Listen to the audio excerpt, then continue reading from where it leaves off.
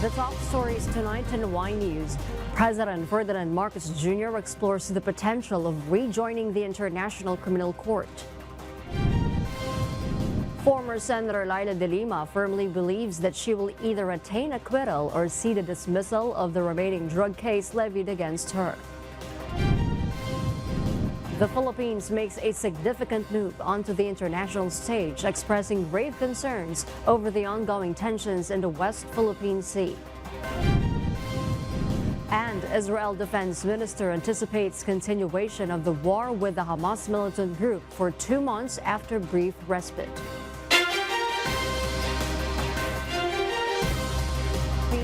The world. Today is Friday, November 24, 2023.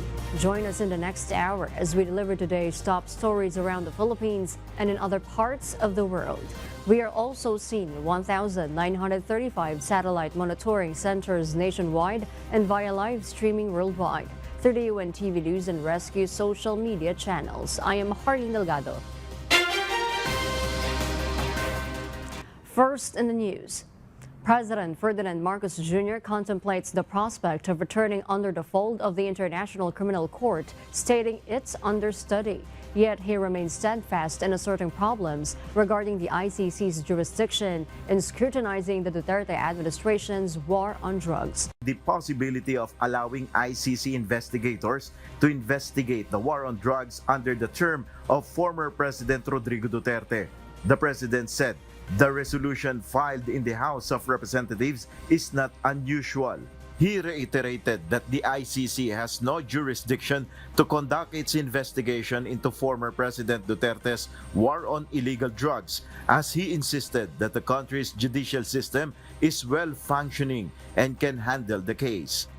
As I have always said, there are still some problems in terms of jurisdiction and sovereignty. Now, if we can solve those problems, then that would be something else. But medyo fundamental yung mga question na ganun eh. The Marcos administration previously shunned the ICC probe, with the president himself saying that the court had no jurisdiction in the Philippines and its investigation was a threat to our sovereignty.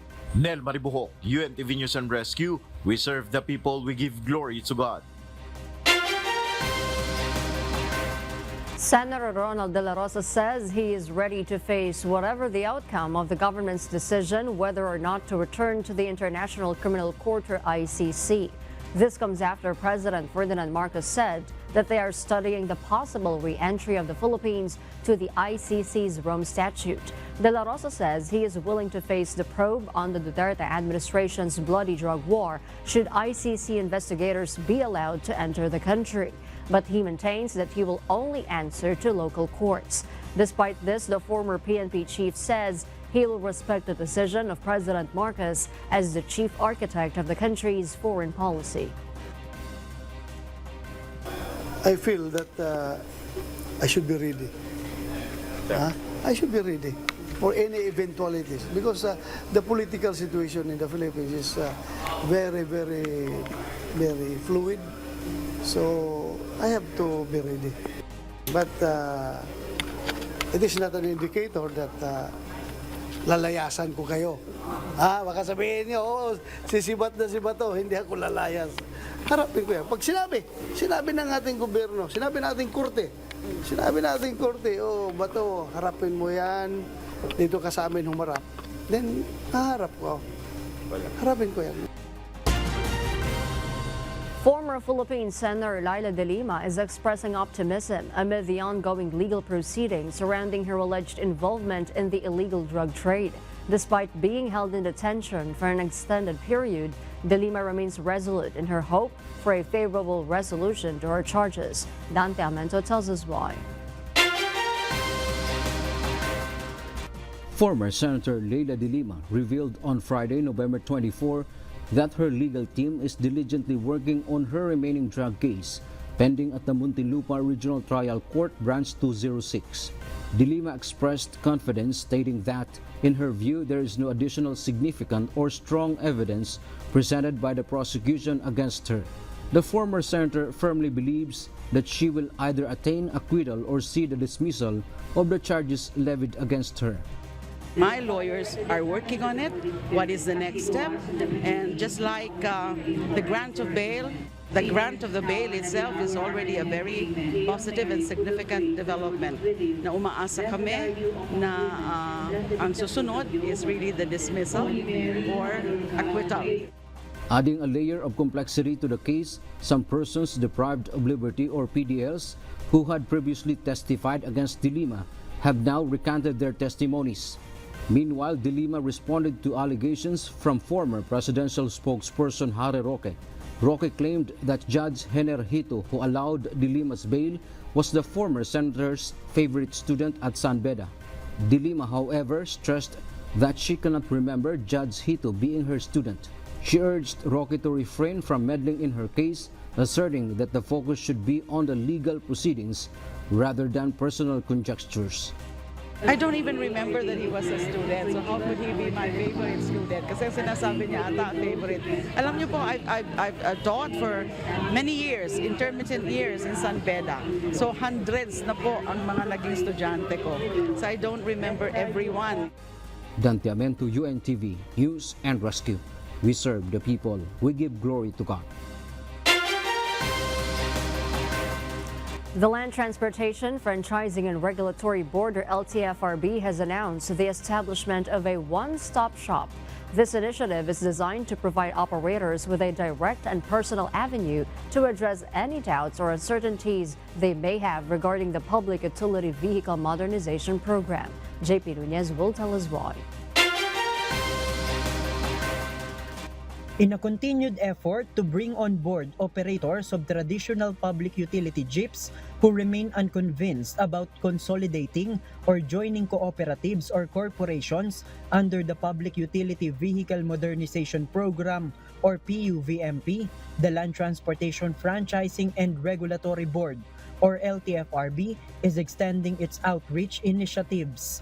According to the LTFRB, despite the progress made, around 30% of total franchise holders are yet to join the consolidation efforts.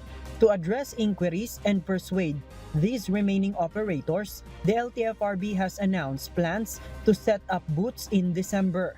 Officials from the LTFRB will be present at these booths to personally address the concerns of operators. LTFRB spokesperson Celine Pialago explained that they have partnered with the Land Transportation Office or LTO to strategically locate these booths for maximum accessibility. The program, aptly named OneStop Super Shop, aims to provide a centralized point for operators to seek information and clarification about the modernization program.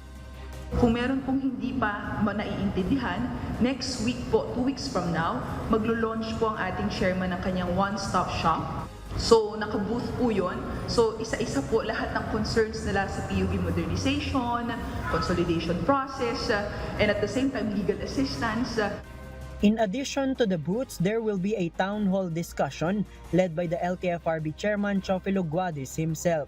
This initiative underscores the board's commitment to engaging directly with stakeholders and fostering a better understanding of the modernization program. JP Nunez, UNTV, News and Rescue. We serve the people, we give glory to God.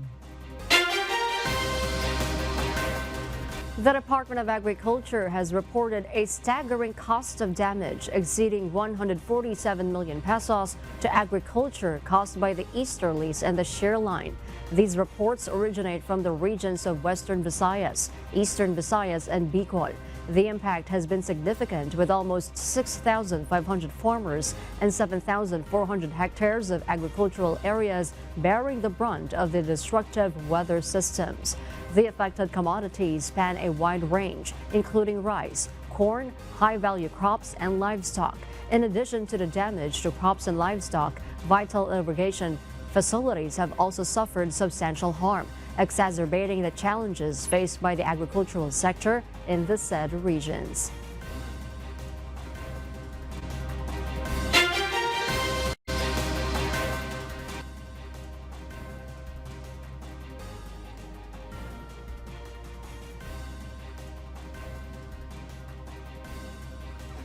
And for abroad. The Gaza Ministry of Health announced on Thursday, 23rd November, that 27 deaths resulted from the airstrike targeting the Abu Hussein school managed by the UN Relief and Works Agency for Palestine refugees. The school was providing shelter to displaced Palestinians escaping violence on heavy bombardment in different areas of Gaza. New assaults by Israel forces were also carried out on the Indonesian hospital in northern Gaza, with the main entrance and power generators being the primary targets. Presently, over 200 individuals, including patients, medical personnel, and internally displaced individuals, were located at the hospital in Beit Lahia, which has endured a week-long siege. In the southern Gaza Strip, Israel fighter jets targeted the Sheikh Nazar neighborhood in Khan Yunis, resulting in at least 5 deaths and numerous injuries, while another attack in Sheikh Radon led to at least 10 fatalities in a residential home. According to Palestinian officials, Israeli bombardments in Gaza, ongoing since October 7, have led to over 14,800 reported deaths. Around 1,200 casualties have been reported from Hamas attacks. Despite a forthcoming pause, Israeli Defense Minister Yoav Gallant anticipates a resumption of intense fighting, aiming to bring back more hostages. Israeli military spokesperson Daniel Hagiri emphasizes that the captive release plan marks the beginning, not the end of the process. Since President Luiz Inácio Lula da Silva became Brazil's president, conservation efforts in the country have ramped up. The South American country could see its lowest deforestation within 1 to 2 years after climbing to a 15-year high under former President Jair Bolsonaro. Mavian Dog will tell us why. Due to former Brazilian President Jair Bolsonaro's support for the agribusiness industry, the Amazon rainforest, also known as Amazonia, lost more than 8.4 million acres, an area which is larger than the total area of Belgium.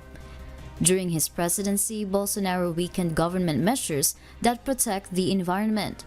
However, under President Luiz Inácio Lula da Silva's leadership, Brazil looks on track to reach historic low levels of deforestation in 1 to 2 years.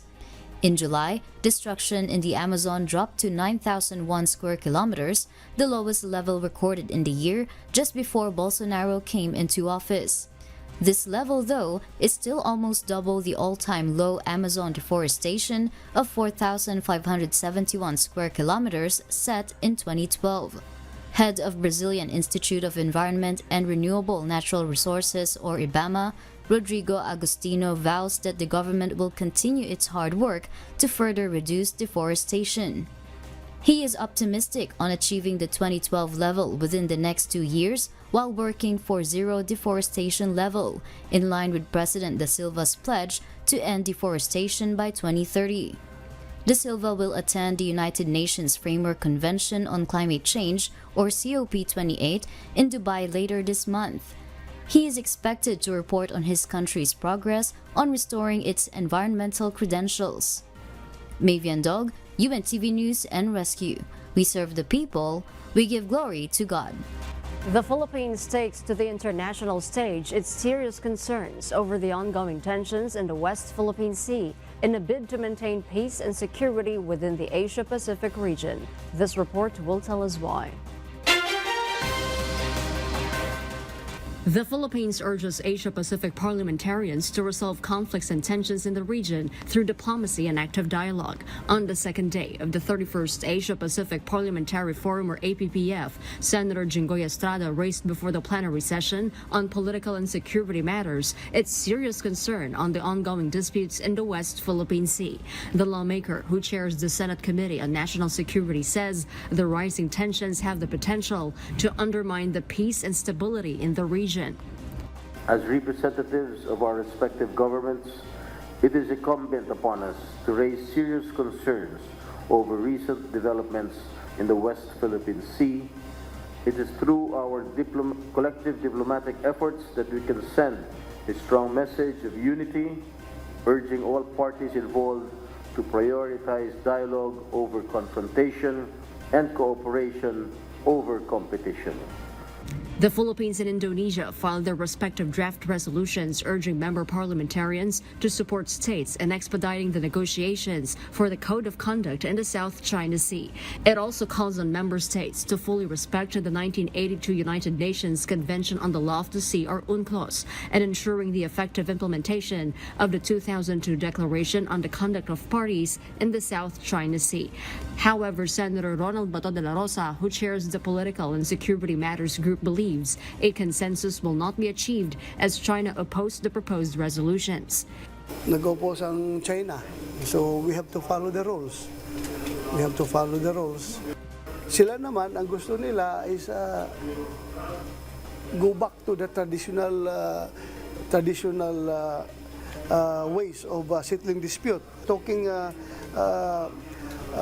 bilaterally, na walang pakialam yung mga ibang bodies like the UN, any UN bodies, no, ayaw nilang recognize. Gusto nila yung traditional way, which is usapan between us. Ever since naman, ayaw nilang ma-involve yung other countries, but Vietnam is willing to enter into a dialogue concerning the Code of Conduct. Incidentally ngayon, may meeting with Vietnam and other countries. China lang ang ayaw. The UNTV News is awaiting the comments of the Chinese delegation. Earlier, Senate President Juan Miguel Migzubiri said they will seek a separate meeting with the Chinese delegates to convince them to agree to the draft resolution and hopefully be adopted on the last day of the APPF on Saturday, November 25. Jardín Delgado, UNTV News and Rescue. We serve the people. We give glory to God.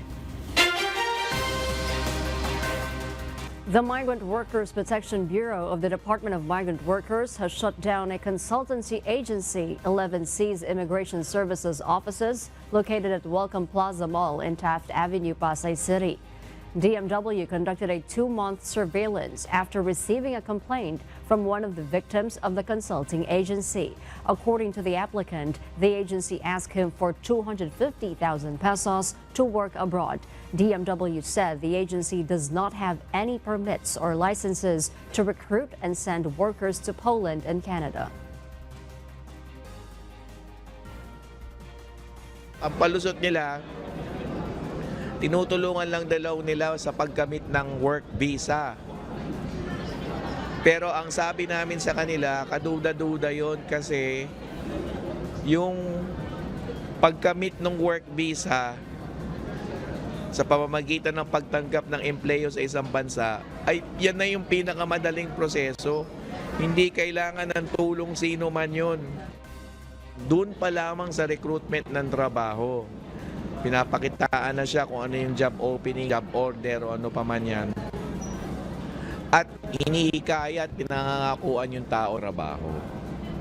So yun ang pagkakasala nitong 11Cs na ito kasi walang lisensya sa DMW.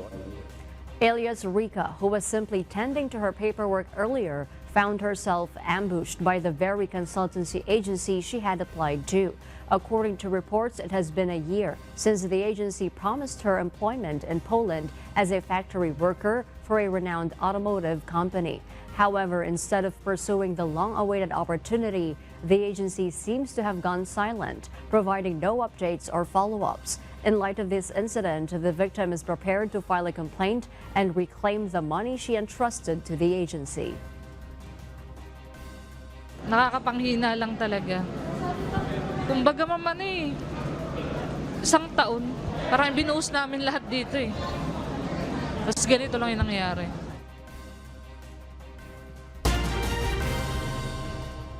In an update to the ongoing investigation, it has been revealed that not all the hair strands recovered from the red CRV are owned by beauty queen Catherine Camilon. According to the PNP Public Information Office, Acting Chief Police Colonel Jean Fajardo, some of the hair strands do not belong to Camilon as they failed to match the DNA sample of her parents. Hihintayin po natin, ma'am, yung development po regarding Ilan lang doon sa hair strands ang nagmatch po doon sa DNA profile po ng magulang ni Catherine. Yung iba po doon ay hindi po nagmatch at ibig sabihin po ay meron pong nagmamay-ari ng iba o na doon sa mga buhok po na na-recover po doon sa loob ng CRB na red po. Doon po sa ibang hair strands po ay yun po, babae po yun po yung nagmatch po doon sa DNA profile po ng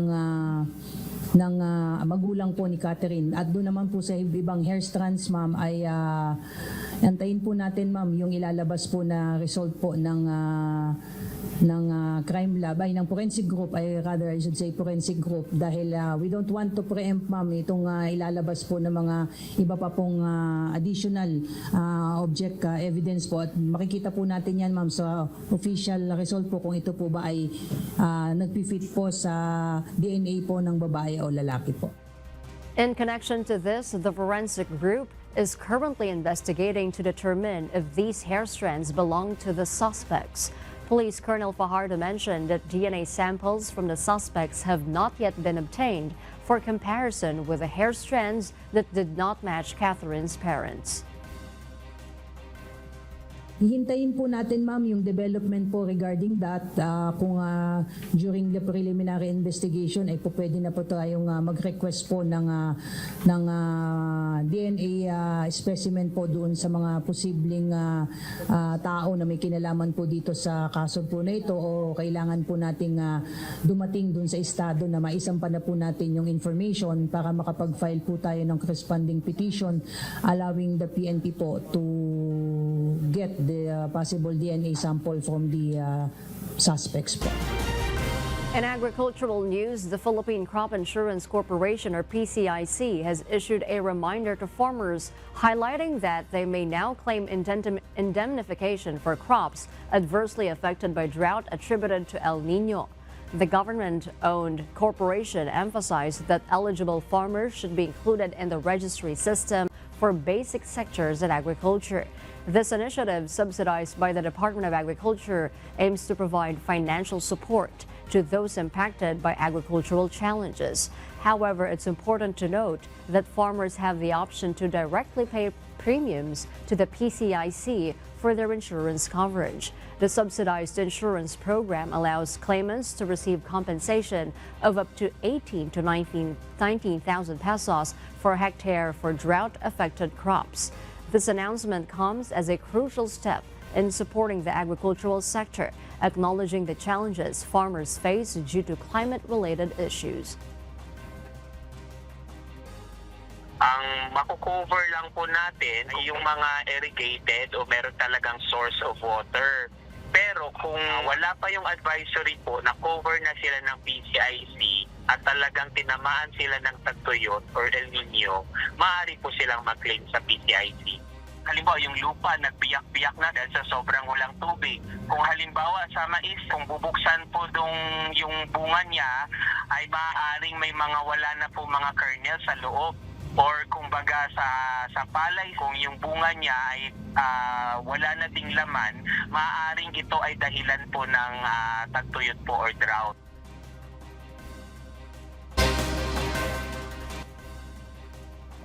In a notable development, the U.S. Navy is expressing optimism about the potential improvement of operational communications with Chinese military.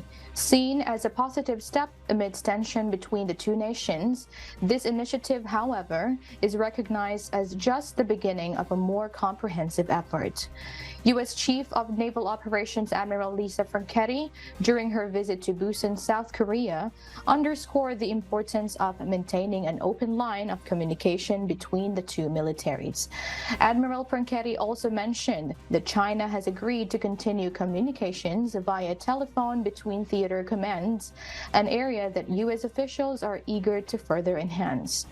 These agreements come on the heels of a meeting between U.S. President Joe Biden and Chinese President Xi Jinping in San Francisco on November 15. During the 4-hour conversations, the leaders discussed the need to strengthen military communications, as well as tensions involving Taiwan, Iran, and collaboration to curb the flow of opioid fentanyl into the United States. And those are the reasons behind the news in other parts of the globe. I am Maven Carrizo, live from Perth, Australia. Good evening.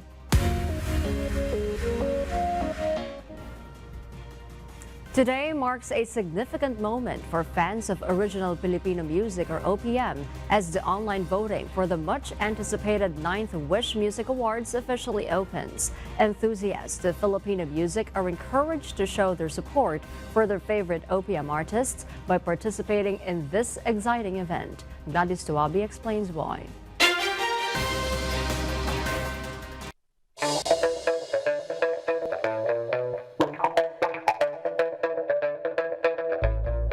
This January 14, 2024 marks the gathering of our favorite OPM artists for another night filled with music and charity, the 9th Wish Music Awards. Live from the Big Dome, the event promises to showcase the best Wish-exclusive performances, songs, and artists of 2023. 60 musical acts are nominated in the eagerly awaited 9th Wish Music Awards, spanning 19 major categories. But it's not just a trophy that the winners will take home. They will also receive a 20,000 pesos cash prize, along with an additional 100,000 pesos for their chosen charitable organization. So as the online voting opens today, grab your gadgets and show your support for your favorite OPM artist by casting your votes. 30% of the total score will come from online voting, while the remaining 70% will be determined by a panel of judges. To cast your vote, simply visit the Wish Awards voting site at Wish 1075 or use the Wish 1075 app. The Wisher's Choice Award will be given to the nominee with the highest number of votes. Beyond the major recognitions, the KTR Icon Awards will be presented, the KTR Icon of Musical Excellence, and the KTR Icon of Music and Philanthropy. These awards acknowledge individuals in the industry who have used their musical talents for noble causes. Aside from the anticipated awards, brace yourselves for powerful performances and collaborations by various artists, including OPM rock icon Rico Blanco,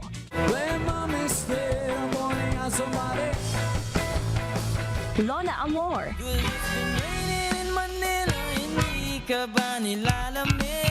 Clara Binet,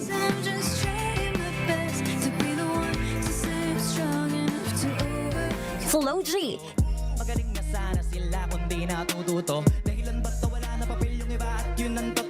and many more. The Wish Music Awards isn't just for established OPM artists. It also recognizes the contributions of fast-rising talents. As Kuya Daniel Razon emphasized, Wish 1075 continues to support and bring OPM artists to the global stage, whether they are just starting or have been in the industry for a long time. Gladys Tuabi, UNTV News and Rescue. We serve the people, we give glory to God.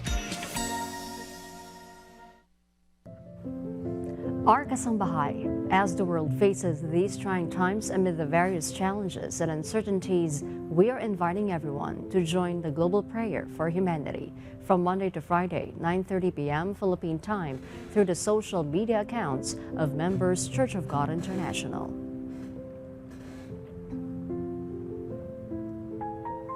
And before we close, we will leave you with a word, giving glory to God. From the book of Proverbs, chapter 11, verse 1, it says, "A false balance is abomination to the Lord, but a just weight is His delight."